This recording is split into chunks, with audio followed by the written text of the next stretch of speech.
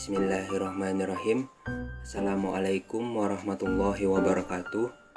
Perkenalkan, nama saya Tria Abdi Ashari, peserta Latsar CPNS tahun 2021, golongan 3 angkatan 28 kelompok 4, PPSDM Provinsi Kalimantan Selatan. Di sini saya akan menjelaskan tentang pemahaman dan penerapan sistem merit. Untuk lebih jelasnya, mari simak video berikut ini. Sebelumnya, kita harus mengetahui apa itu sistem merit. Menurut pasal 1 Undang-Undang Nomor 5 Tahun 2014 tentang aparatur sipil negara, sistem merit adalah kebijakan dan manajemen ASN yang berdasarkan pada kualifikasi, kompetensi, dan kinerja secara adil dan wajar, dengan tanpa membedakan latar belakang politik, ras, warna kulit, agama, asal-usul, jenis kelamin, status pernikahan, umur, ataupun kondisi kecacatan. Dengan sistem merit, diharapkan orang yang tepat bekerja di posisi yang tepat. Dengan demikian, tata kelola negara menjadi lebih efektif dan kualitas pelayanan publik dapat terjaga karena dilaksanakan oleh aparatur yang memiliki keahlian yang sesuai bidangnya. Selanjutnya, ada manfaat sistem merit, yaitu yang pertama bagi organisasi. Antara lain, sistem merit mendukung keberadaan prinsip akuntabilitas yang saat ini menjadi tuntutan dalam sektor publik, dan juga dapat mengarahkan sumber daya manusia untuk dapat mempertanggungjawabkan tugas dan fungsinya. Kemudian yang kedua, bagi pegawai.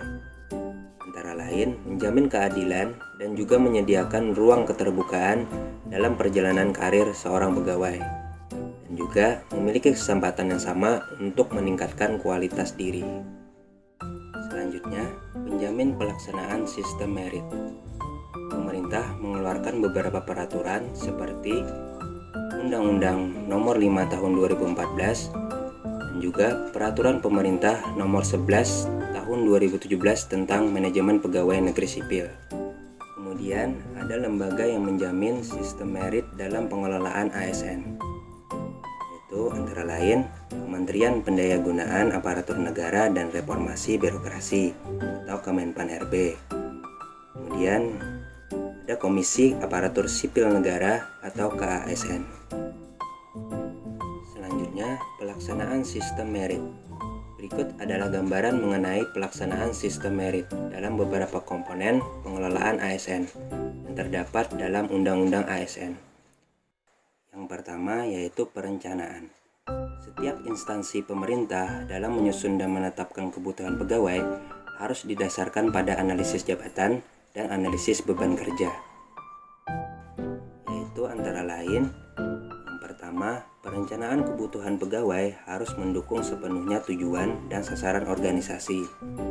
Yang kedua, proses pengadaan dilakukan untuk mendapatkan pegawai dengan kualitas yang tepat dan berintegritas. Yang ketiga, pegawai ditempatkan sesuai dengan perencanaannya. Yang keempat, untuk mendapatkan pegawai yang tepat, dibutuhkan sebuah sistem yang transparan dan adil bagi semua orang.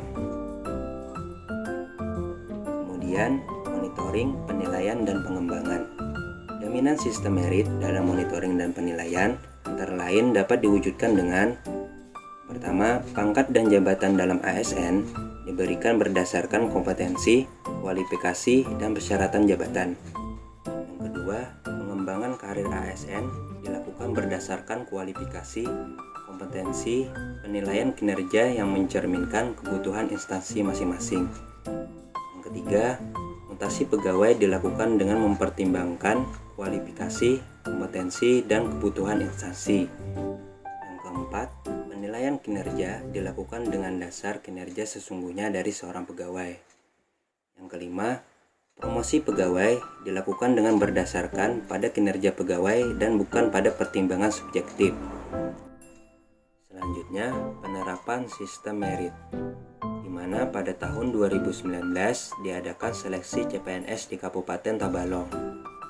Perencanaan, yaitu yang pertama, setiap instansi mengusulkan jumlah kebutuhan pegawai ke dinas terkait Kabupaten Tabalong sesuai dengan kebutuhan.